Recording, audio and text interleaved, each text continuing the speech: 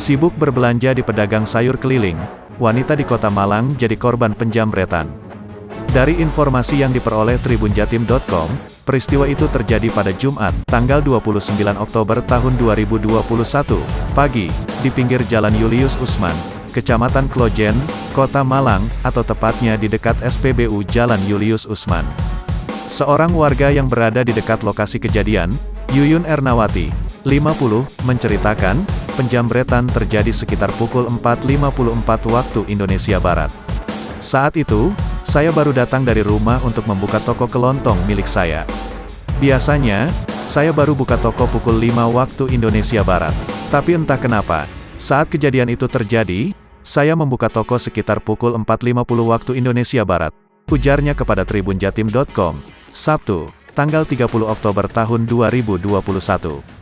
Saat berada di dalam toko untuk menata barang dagangannya, tiba-tiba salah satu tetangga mendatanginya dan mengatakan bahwa ada kejadian penjamretan.